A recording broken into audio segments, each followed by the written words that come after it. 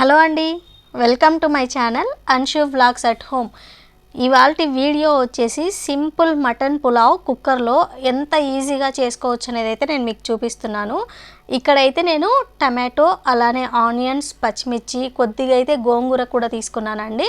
అలానే కరివేపాకు, కొత్తిమీర అయితే తీసుకున్నాను. ఈ మటన్ అనేది అయితే నేను ముందుగానే సన్న పీసెస్గా కట్ చేసి కొద్దిగా సాల్ట్, ఉప్పు వేసి బాయిల్ చేసి అయితే పెట్టుకున్నానండి. చాలా సాఫ్ట్గా ఉడికిపోయాయి అన్నమాట. ఇప్పుడు ఇక్కడ రైస్ కూడా నేను అంటే రైస్ మనం క్వాంటిటీని బట్టి నేనైతే ముందుగానే సోక్ చేసి పెట్టుకున్నాను. ఇప్పుడైతే మనం కుక్కర్ అనేది అయితే పెట్టేసి స్టవ్ మీద అందులోకి మనకు తగినంత ఆయిల్ అనేది అయితే నేను వేసుకుంటున్నాను.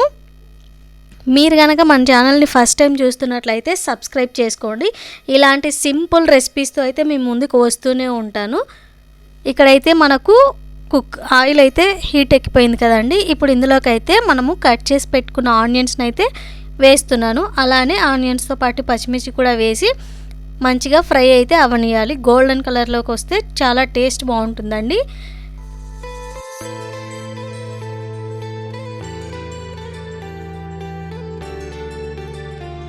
లోకి కొద్దిగా అల్లం వెల్లుల్లి పేస్ట్ను కూడా యాడ్ చేసుకొని మంచిగా గోల్డెన్ కలర్లోకి వచ్చే వరకు అయితే ఫ్రై చేసుకుందాము.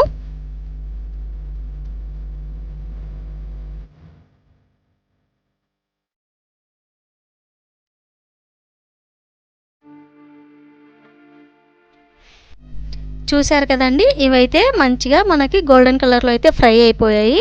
ఇప్పుడు ఇందులోకి మనము ముందుగా కట్ చేసి పెట్టుకున్న టమాటో పీసెస్ని అయితే యాడ్ చేసుకొని అవి కూడా కాసేపు అయితే ఫ్రై చేద్దాము.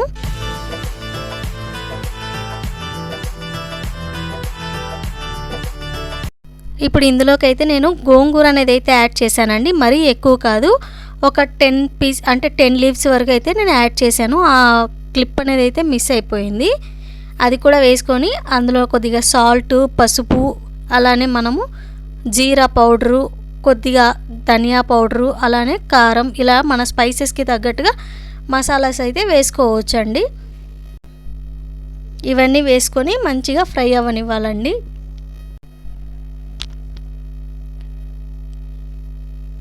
మన ఛానల్ని సబ్స్క్రైబ్ చేసుకోండి. చాలా మంచి వీడియోస్ అయితే నేను పోస్ట్ చేస్తూ ఉంటాను. మంచి కంటెంట్తో అయితే మీ ముందుకు వస్తూనే ఉంటాను. ఇప్పుడు ఇదంతా ఫ్రై అయింది కదండి. ఇప్పుడు ఇందులోకి అయితే మనము ఇందాక బాయిల్ చేసి పెట్టుకున్న మటన్ పీసెస్ని అయితే యాడ్ చేసి కాసేపు అలా మసాలా పట్టే వరకు అయితే ఫ్రై చేద్దాము.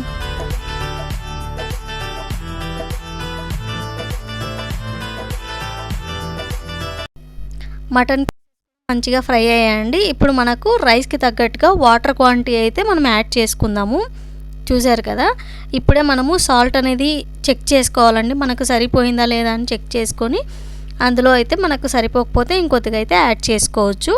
ఇప్పుడు ఇందులోకి మనం ముందుగా నానబెట్టుకున్న రైస్ని అయితే యాడ్ చేద్దామండి.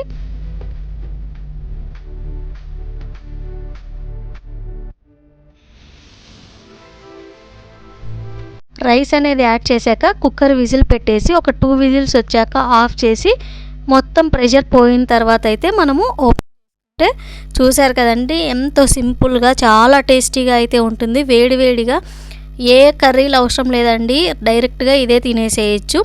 Thanks for watching.